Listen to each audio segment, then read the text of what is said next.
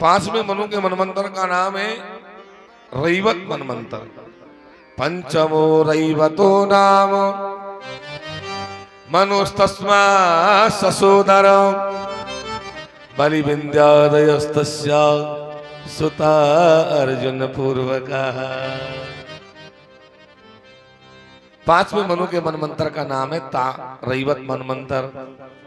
इसमें भगवान का और वैकुंठ अवतार हुआ। छठवें मनु के मनमंत्र में भगवान ने, जिसका नाम है चाक्षुष मनमंत्र, उसमें भगवान की बहुत सारे अवतार हुए। क्षीर सागर का मंथन हुआ। क्षीर सागर में भगवान का कच्छप अवतार, धनवंतरी अवतार, मोहिनी अवतार हुआ। राजा परीक्षित ने पूछा, गुरु जी कैसे हुआ जरा बताओ। तब सुखदेव जी कहते, राजन एक बार क्या हुआ कि स्वर्ग में राजा इंद्र की सवारी निकल रही थी। हाथी में बैठ करके राजा जा रहा था। गाजे बाजे बज रहे थे। जब सवारी निकल रही थी तो रास्ते में एक महात्मा जी मिल गए, जिनका नाम है दुर्वासा। क्या नाम है? दुर्वासा। अब दुर्वासा का नाम तो आप सब जानते होंगे, क्योंकि दुर्वासा क्रोधी महात्मा है। सबसे ज्यादा क्रोधी महात्मा दुर्वासा है। शंकर जी का अवतार है। अब दुर्वासा जी जैसे महात्मा एक मिनट में गुस्सा आ गया तो नाश कर देते, और एक मिनट में राजी हो गए तो माला माल कर देते। इंद्र ने दुर्वासा जी को देख करके हाथी पे से प्रणाम किया। चमत्कार को तो सभी नमस्कार करते। दुर्वासा जी ने देखा कि इंद्र ने हमको प्रणाम किया है, तो इंद्र को हमको कुछ आशीर्वाद में देना चाहिए। क्या दें? तो दुर्वासा जी के गले में एक माला पड़ी थी, भगवान की उतरी हुई कमल के फूलों की माला। वो माला दुर्वासा जी ने उतार करके इंद्र को दे दिया। लो भाई इंद्र, पहन लो इसको। लेकिन इंद्र ने उस माला को गले में नहीं पहना। इंद्र ने विचार किया कि मैं तो स्फटिक मणि, बैदुरी मणि की माला पहनने वाला आदमी हूं, मैं कुमले फूलन की माला पहनूंगा क्या? अभिमान में आकर इंद्र ने माला को पहना नहीं, हाथी के माथे पर पटक दिया, और हाथी ने माला को नीचे उतारा, पैरों में चूरा बनाया और सूंड में भरकर दुर्वासा जी पे फेंक दिया। जब वो दुर्वासा जी की माला दुर्वासा जी पर आ गई, अब ये बात दुर्वासा जी से कहां चलने वाली। एक मिनट में श्राप दे दिया कि दुष्ट, तू भगवान की प्रसादी का अपमान कर रहा है, जा तेरी राजलक्ष्मी नष्ट हो जाएगी। एक मिनट पहले तो माला पहना रहे, एक मिनट बाद में श्राप दे दिया। ये काम है क्रोधी आदमियों का। क्रोधी आदमी एक मिनट में आपा खो देता है। उसको ये ज्ञान नहीं होता मैं क्या कर रहा हूं। एक मिनट पहले तो माला पहना, एक मिनट में श्राप दे दिया। जब श्राप लग गया इंद्र को, देवताओं ने कहा बाजे बंद कर दो। अब इंद्र का, गुरु जी का श्राप लग गया। अब तो देवता घबरा गए। दैत्यों के राजा बलि को पता चल गया कि श्राप लग गया। सो राजा बलि ने आकर स्वर्ग पर चढ़ाई कर दी, और सारे देवता पर्वतों की गंधराह में चले गए। स्वर्ग में बलि का राज हो गया। अब बलि का राज जो स्वर्ग में हो गया, सारे देवता परेशान। अब देवताओं को तो राजलक्ष्मी का स्वाद पड़ा हुआ है। जिसको राजलक्ष्मी का स्वाद पड़ जाता है, उनको चैन थोड़ी पड़ती है। फिर तो चाहे वो 50 आदमी एक साथ मिल जाएंगे, चाहे 100 मिल जाएंगे, पर ये लगेगा कैसे भी आए, एक बार राज आना चाहिए बस। अब तो एक बार और राज आ जाए बस, फिर कोई चिंता नहीं। क्योंकि राजलक्ष्मी का स्वाद उन्होंने देखा है, उन्होंने आनंद भोगा है भाई। तो सारे देवता बेचारे परेशान। मखमल के गद्दों पर सोने वालों को चट्टानों पर नींद कैसे आएगी? एसी में रहने वालों को गुफाओं में नींद कैसे आएगी? सारे देवता ब्रह्मा जी के पास में गए। ब्रह्मा जी बोले मेरे बस का काम नहीं है। भगवान शंकर को साथ में लिया और वैकुंठ में जाकर भगवान को जगाया कि अजात जन्मा तिथि संयमाया गुणाय निर्वाण सुखान वायो अरोरणिमनि परिगण्य धामने महानुभावाय नमो नमस्ते। हे नाथ, आप अजात हैं, आपको कोई जान नहीं सकता। जन्म स्थिति माया सही हम सबसे परे हैं। हम देवताओं पर बहुत बड़ी आपत्ति आ गई, आप हमारी रक्षा करो। भगवान बोले क्या बात है? बोले महाराज स्वर्ग में राज होना चाहिए हमारा। भगवान बोले वो तो हो जाएगा, लेकिन तुम ये चाहते हो कि मैं बलि से जाके लड़ाई लड़ूं? भैया नहीं, बलि धर्म का राज करने वाला राजा है, जो धर्म का राज कर रहा है उससे लड़ाई क्यों लड़ूंगा मैं? हाँ, तुम्हारा राज कैसे मिलेगा वो युक्ति जरूर बता सकता हूं। बोले युक्ति बता दो महाराज। भगवान ने कहा तुम एक काम करो, दैत्यों से जाके संधि कर लो। याद दानव देते तावत संधि विधीयताम, दैत्यों से संधि कर लो। देवता बोले महाराज मर जाएंगे पर झुकेंगे तो नहीं, झुकना तो हमने सीखो ही नहीं। अरे भाई वो तुम्हारे भाई है। बोले भाई नहीं, वो तो बैरी है हमारे। बैरीन के सामने झुकेंगे का हम? मरनो मंजूर है पर झुकेंगे नहीं साहब।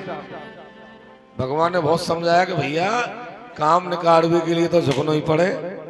यदि काम निकालना है तो झुकना पड़ेगा, झुकोगे नहीं तो काम नहीं निकलेगा।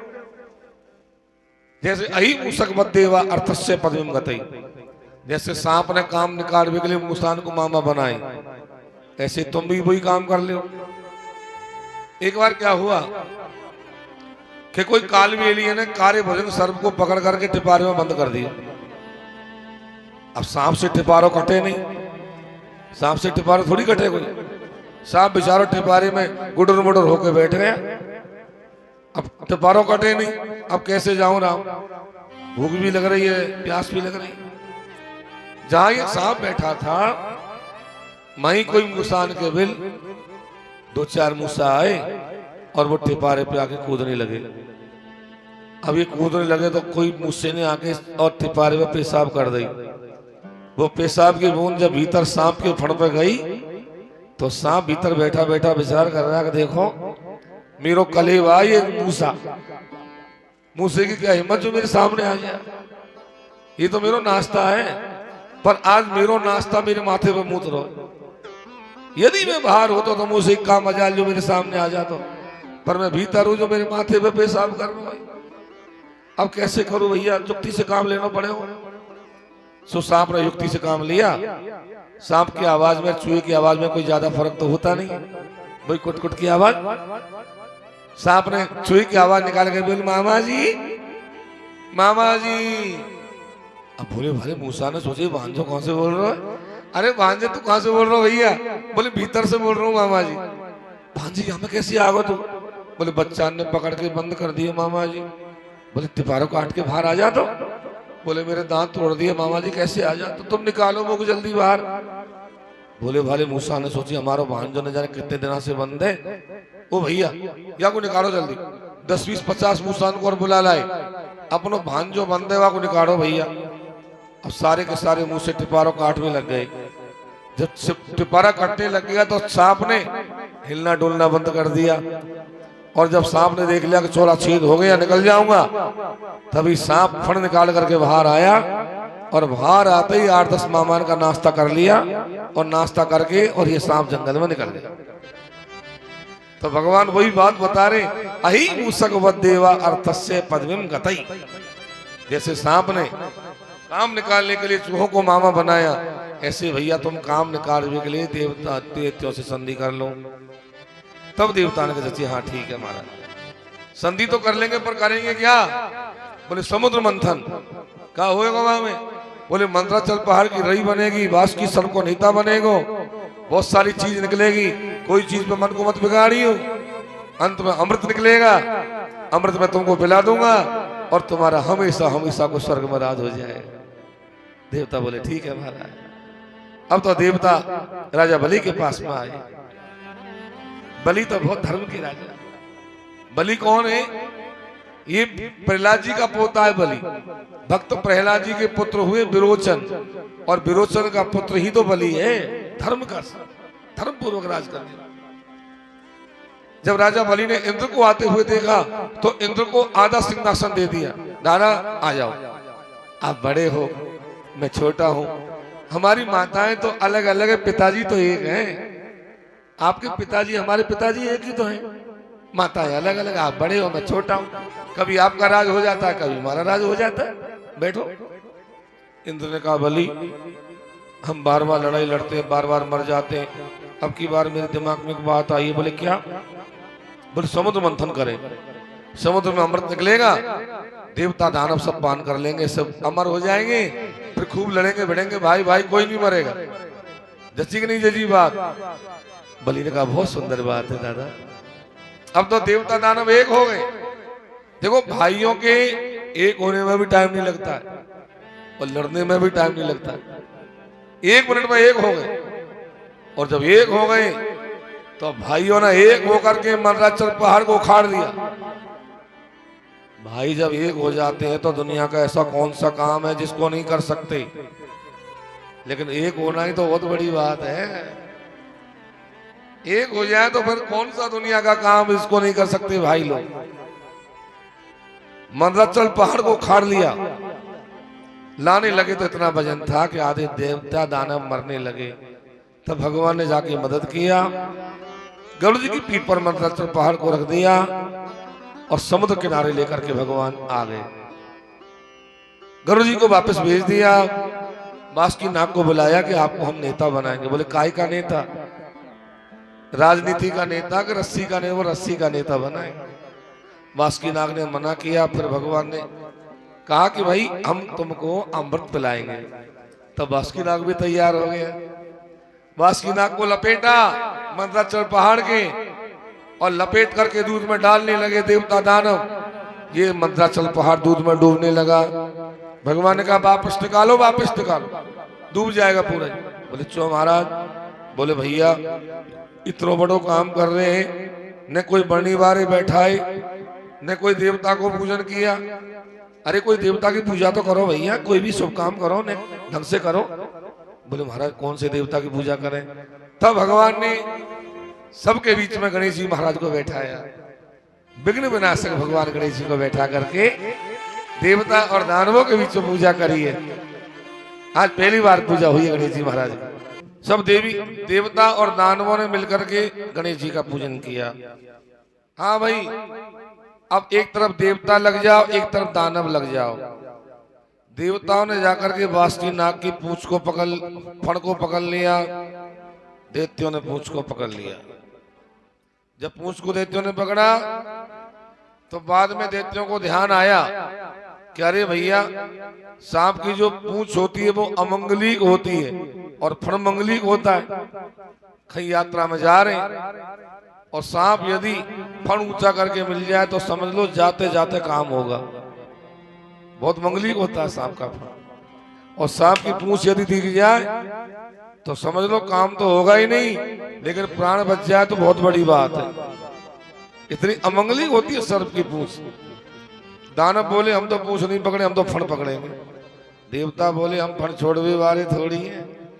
अब तो देवता दानवन में लड़ाई की तैयारी हो गई। वो तो कहे फण को मैं पकड़ूंगा, वो कहे हम पकड़ेंगे।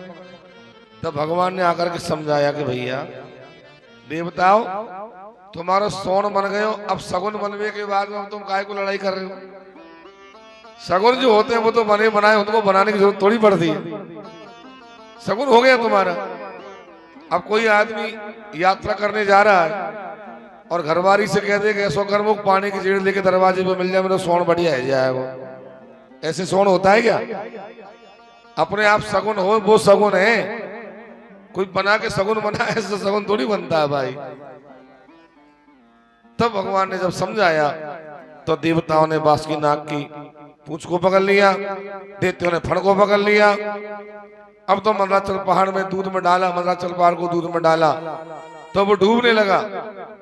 भगवान ने सोचा गणेश जी की पूजा से काम नहीं चलेगा, मुझे जाना पड़ेगा। एक रूप में भगवान देवताओं के साथ में लग रहे और दूसरे रूप में भगवान क्षीर सागर के अंदर गए। 1000 योजन के भगवान कछुआ बने।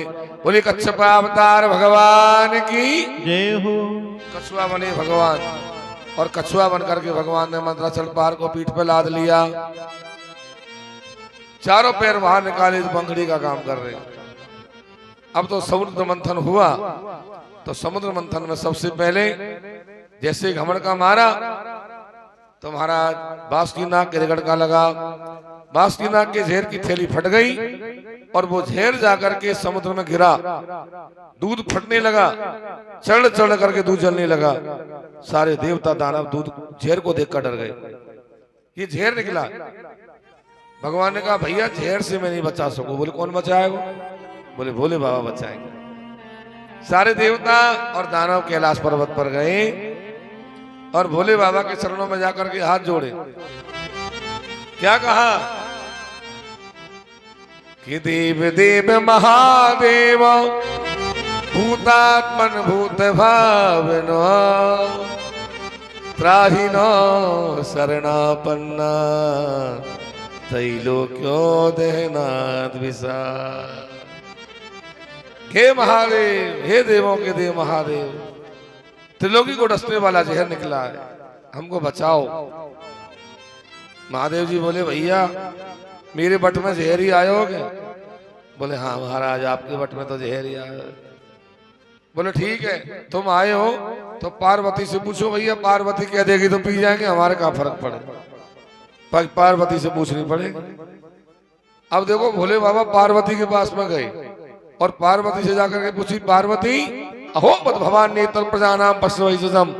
अरे भवानी जहर निकला है, सारी प्रजा परेशान है, मेरे पास में आए और मुझसे कह रहे जहर पी जाओ।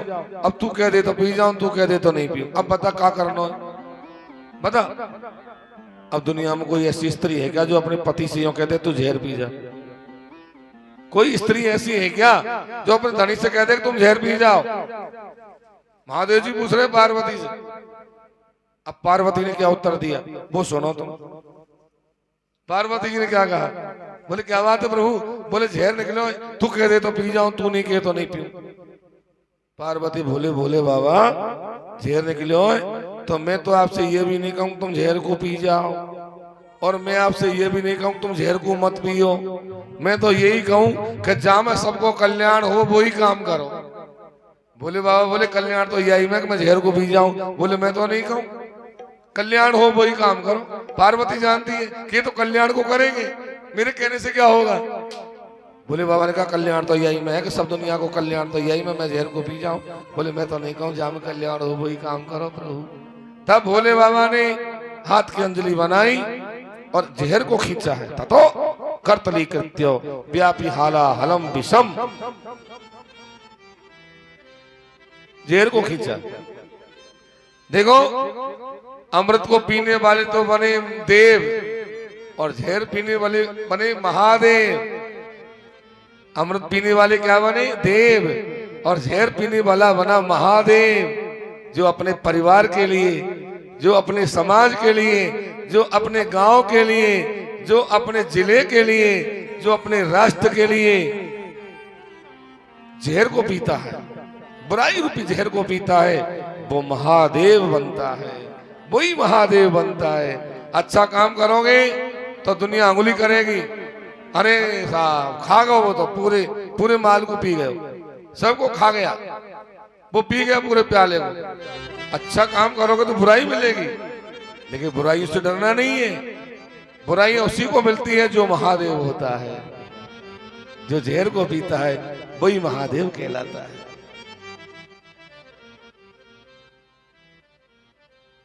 महादेव जी ने अंजलि बना करके जहर को खींचा, विचार किया कि जहर यदि मेरे भीतर जाएगा तो मेरे हृदय में राम जी बैठे हैं, कन्हैया जी बैठे हैं, उनको नुकसान पहुंचा देगा। तो भोले बाबा ने क्या किया, कंठ के नीचे मंत्रों का परकोटा लगा लिया। ये सारा जहर जाकर के कंठ में रुक गया। यच्छकार गले नीलम तच्च साधो विभूषणम, भगवान महादेव जी का कंठ नीला हो गया जहर से, तो नाम पड़ गया नीलकंठ। बोलिए नीलकंठ महादेव की जय हो। नीलकंठ महादेव नाम पड़ गया प्रभु का। भगवान करुणावतार, कर्पूर गौरम करुणावतारम संसार सारम भुजगेंद्रहारम। भगवान भोलेनाथ का रंग कैसा है? कर्पूर गौरम, कर्पूर की तरह गौर वर्ण है। करुणा के अवतार है भोले बाबा, संसार के सार है भोले बाबा, गले में भुजगेंद्र हार है भोले बाबा। भुजगेंद्र सर्पों की माला पहनते, कानों में बिच्छू लटकाते। एक बार सारे बिच्छू सर्प भगवान भोले बाबा के पास में गए, बोले सब दुनिया हमको मार रही है नाथ, हम खा जाए हैं। बोले मेरे पास आ जाओ, सब मेरे पास आ जाओ। सबको गले में लटका लिया, भुजगेंद्र आराम हो गए प्रभु। भूत प्रेत पहुंचे एक बार, बोले हमारा कोई नहीं है ठिकाना, हमको लोग बांध देते हैं, मार देते हैं, जमीन में गाड़ देते, हम खा जाए। बोले कहीं जगह नहीं है। बोले हाँ। बोले मेरे पास आ जाओ। भोले बाबा ने सब भूत प्रेतों को बुला लिया और सबको अपने गण बना लिए भोले बाबा ने। ऐसे भोले बाबा हैं। जहर के हाथों को भगवान भोले बाबा ने छींटे मारे, सर्पों के लग गए, बिच्छुओं के लग गए, जहरीले हो गए। कैलाश पर्वत की जड़ी बूटियों के जहर लग गया, जहरी जड़ी बूटियां हो गई। उसके बाद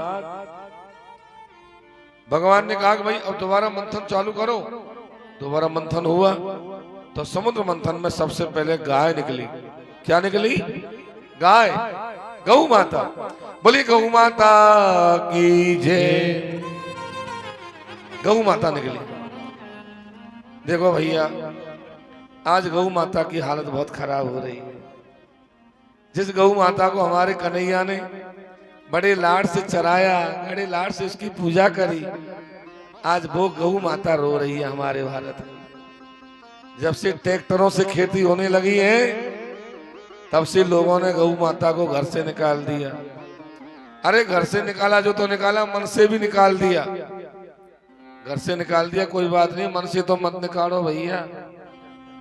मैं आपको बता रहा हूं, जब से गौ माता का हमने तिरस्कार किया है, गौ माता को जब से हमने घरों से निकाला है, तब से बीमारियां बढ़ रही है, तरह तरह की बीमारियां हो रही है।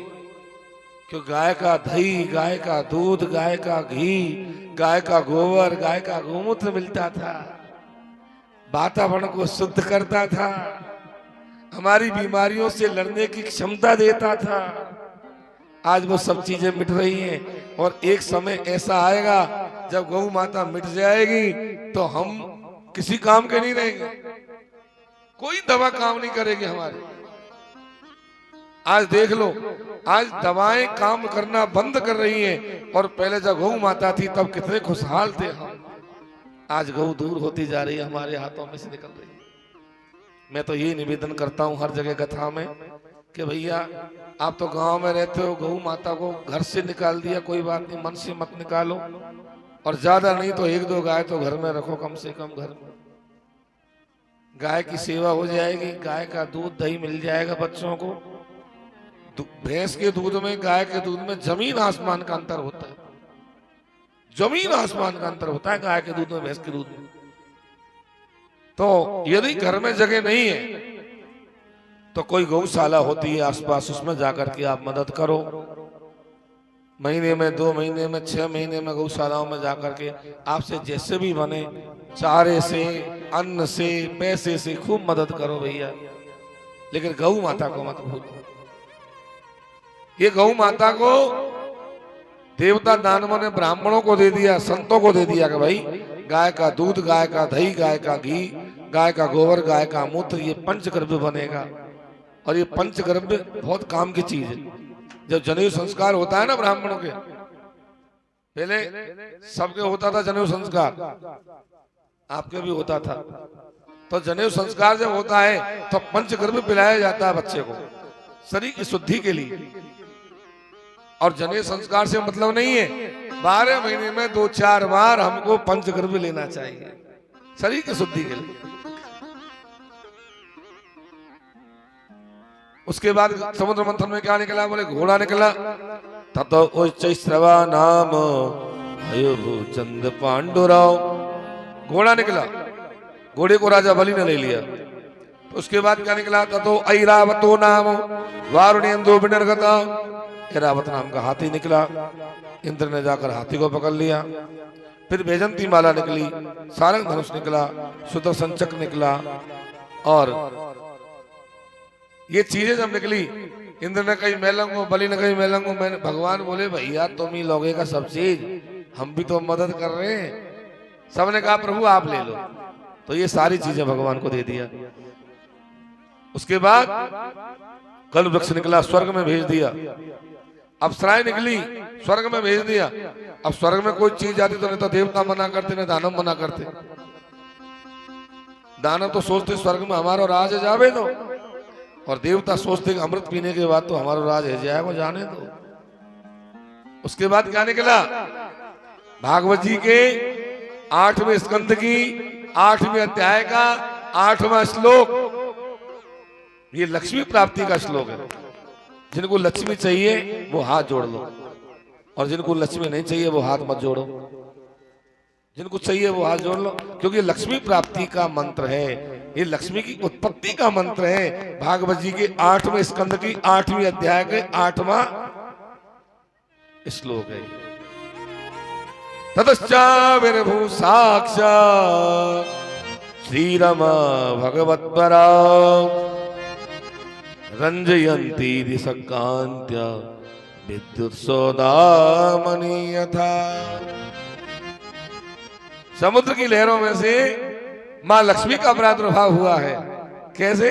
विद्युत सौदामणि यथा, जैसे लाइट आती है बिजली चमक मारती हुई, ऐसी चमक मारती हुई मां लक्ष्मी निकली है। बोले लक्ष्मी मैया की। अब लक्ष्मी को देखते ही तो देवता दानव पागल हो गए। ओ भैया हम लेंगे हम लेंगे हम लेंगे, क्योंकि लक्ष्मी चीज ही ऐसी है। लक्ष्मी तो चीज ही ऐसी है, कौन ऐसा होगा दुनिया में जो लक्ष्मी को नहीं चाहेगा। लेकिन एक बात बताऊं, जो लक्ष्मी को ज्यादा चाहता है उसको लक्ष्मी नहीं चाहती है। अकेली लक्ष्मी को मत चाहो। अकेली लक्ष्मी को बुलाओगे तो वो उल्लू पे बैठ के आएगी, और उल्लू पे बैठ के आएगी तो हमारे घर में अनर्थ कर देगी, अर्थ का अनर्थ कर देगी। ध्यान देना, वो अर्थ तो लाएगी लेकिन अनर्थ कर जाएगी। और यदि भगवान के साथ में बुलाओगे लक्ष्मी को, नारायण के साथ में बुलाओगे, तो वो लक्ष्मी गरुड़ पर बैठ करके आएगी, जो हमारे घर में कल्याण कर देगी, आनंद कर देगी। तो भागवत जी ये कहती है कि लक्ष्मी को अकेली मत बुलाओ, भगवान के साथ में बुलाओ, अकेली को मत बुलाओ। अब ये सब के सब कह रहे लक्ष्मी को हम लेंगे हम लेंगे। लक्ष्मी के पिताजी आगे समुद्र ब्राह्मण बनकर बोले भैया मेरी बेटी का स्वयंवर होगा, ये जिसको चाहेगी उसको वरमाला पहनाएगी। स्वयंवर का मतलब क्या होता है? लड़की स्वयं आकर वर का चयन करे, वो स्वयंवर।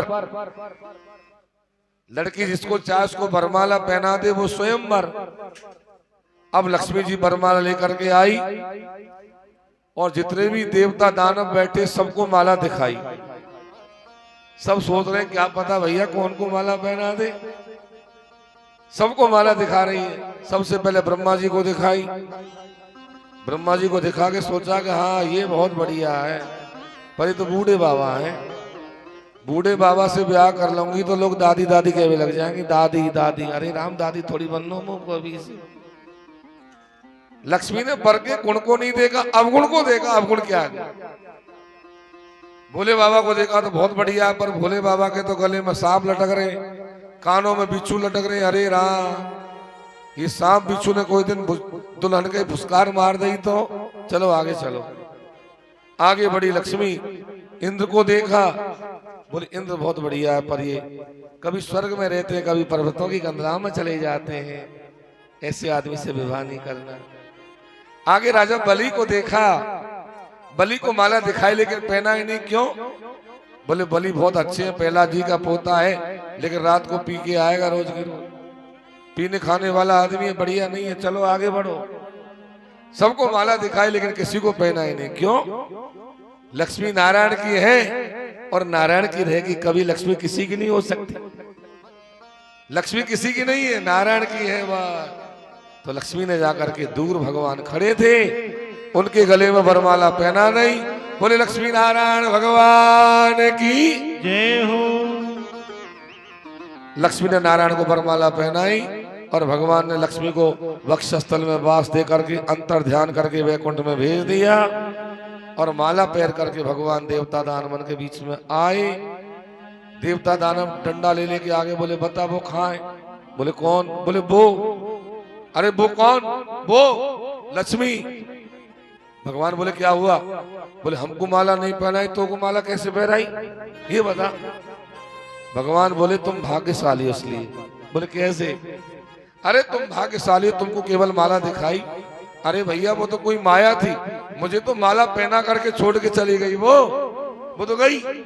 सब ताली बजाने लगे, बहुत बढ़िया, ये तो और भी बढ़िया बात। सबको भगवान ने माया से मोहित किया, लक्ष्मी का वर्ण किया। उसके बाद समुद्र में से वारणी मदिरा निकली है। वारणी मदिरा शराब। वो शराब का पान केवल देवताओं ने नहीं किया, दैत्यों ने किया। तो शराब का जो खान पान है वो अच्छे लोगों का खान पान नहीं, राक्षसी खान पान। बचना चाहिए भाई। आजकल तो गांव गांव में शराब के ठेके हो रहे। और मैं आपको क्या बताऊं, शराब बर्बाद कर देती है। शराबी का घर बर्बादी की ओर चला जाता है। बच्चे परेशान, पत्नी परेशान, घर वाले परेशान, पैसे से परेशान, हर तरह से परेशान। क्या शौक है? भगवान ने कंचन सी काया दी है, बचना चाहिए भाई इन चीजों से। उसके बाद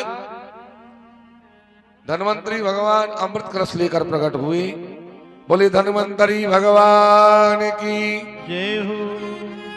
ये अमृत कलश को लाकर धन्वंतरी भगवान ने राजा बलि को दे दिया। और राजा बलि को देकर धन्वंतरी जी तो जंगल में चले गए, जहाँ आयुर्वेद का प्रवर्तन किया। और यहाँ राजा बलि ने सबसे कह दिया कि हाँ भाई अब तुम स्नान करके आओ, सबको बराबर बराबर अमृत मिलेगा। देवता तो बेचारे स्नान करने चले गए, दानव नहीं गए।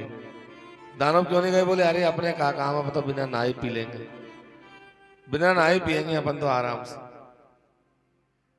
दानव गए नहीं तो दानव आपस में बात कर रहे हैं, भैया पहले कौन को मिलेगा? पहले मुंह को मिलेगा।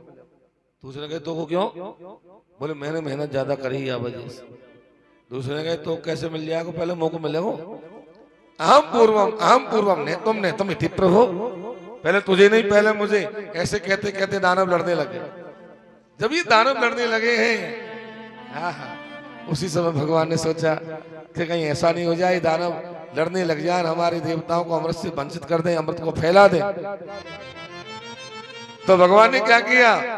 16 वर्ष की स्त्री का रूप बनाया, सुंदर गोल कपोल और सुंदर स्त्री। अब भगवान कृष्ण यदि स्त्री बन के आ जाए तो त्रिलोकी को मोहित करेंगे कि नहीं करेंगे? बोलिए मोहिनी भगवान की जय हो। मोहिनी भगवान मोहिनी रूप धारण करके आ गए। और ये दैत्यों के बीच में आकर के जैसे आने लगे, दैत्य जो लड़ रहे बोले ओ भैया देखो कौन आ गई। बोले कौन आ गई? बोले वही आ गई लक्ष्मी। एक ने कही लक्ष्मी से भी सुंदर है ये तो। सबने कही भाई अरे तुम कौन हो? बोले मैं तो चलने घूमने फिरने वाली। आप कौन? बोले हम कश्यप जी के पुत्र हैं दानव, हमने मेहनत करके समुद्र में से अमृत निकाला है, अभी बंटवारा नहीं हुआ, आप कर दी जाओ ना बंटवारा। भगवान मन में सोच रहे हैं वही काम तो मैं आया हूं, लेकिन ऊपर के मन से कह रहे नहीं नहीं नहीं नहीं, मुझे क्या लेना देना, तुम जानो तुम्हारा अमृत जाने, मैं तो जा रही हूँ। अरे देवी जी कहाँ जा रही हो? हमारे राजा बलि से तो मिलती जाओ। बोले कहाँ तुम्हारे राजा बलि? बोले बोले सारे दानव बलि के पास लेकर गए भगवान मोहिनी को। मोहिनी भगवान के बलि ने जैसे दर्शन किए तो बलि राजा भी मोहित हो गया। बोले हाँ देवी जी बहुत अच्छा किया आप आ गई, अभी अमृत का बंटवारा आप अपने शुभ हाथों से करती जाओ। भगवान बोले राजा बलि तुम ये बताओ तुम मेरे ऊपर विश्वास क्यों कर रहे हो? कथम कश्यप दायादा कौशल्या मयि संगता विश्वासम पंडितो जातु कामिनी सुनयाति।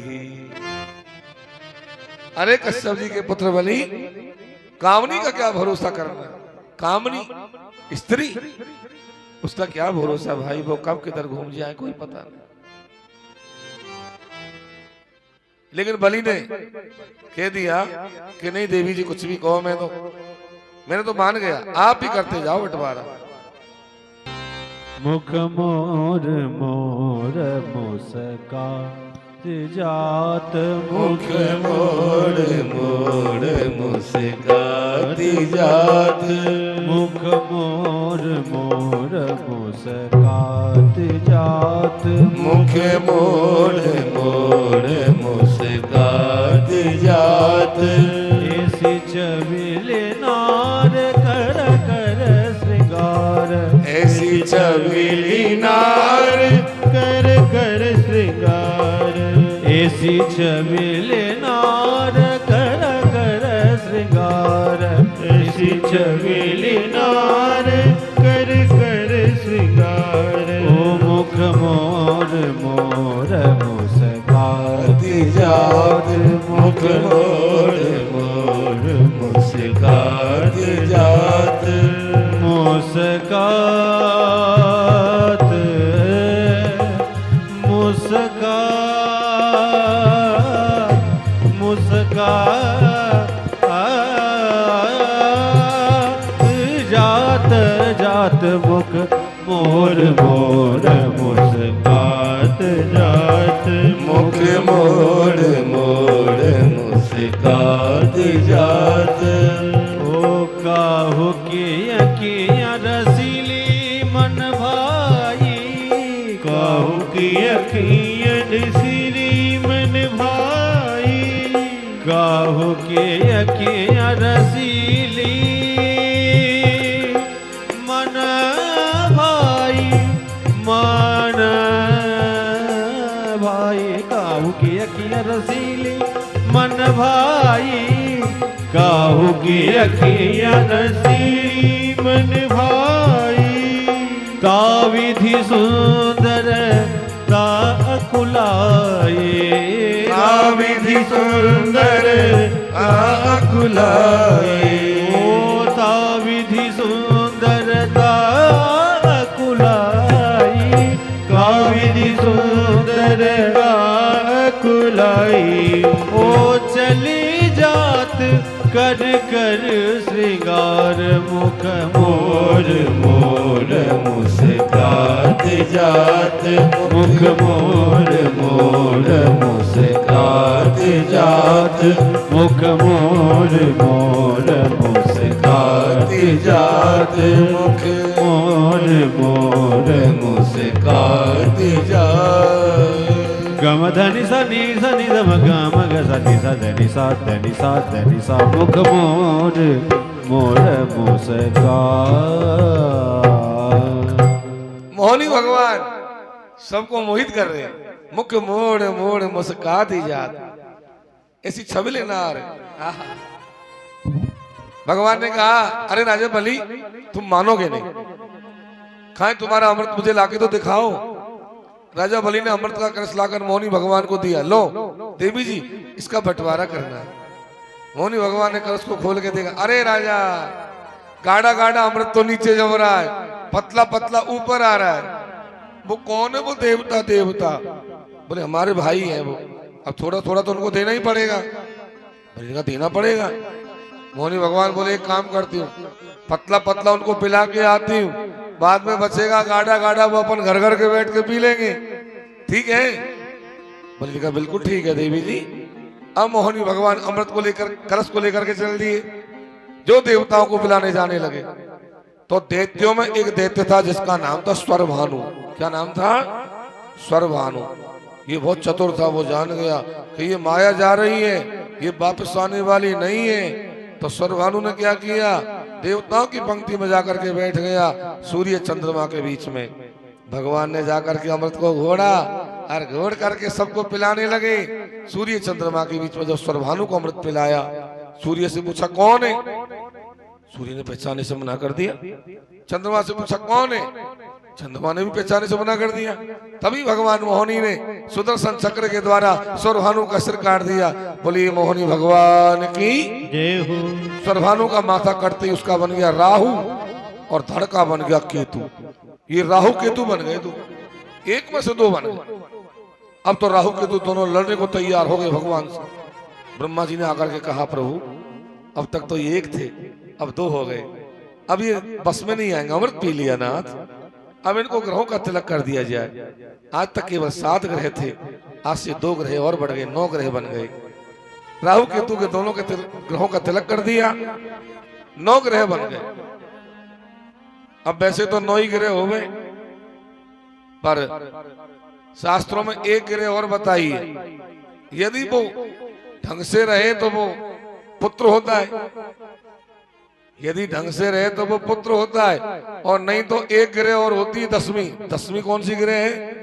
बोले जामा तो 10वां ग्रह, जमाई को 10वां ग्रह बताया है।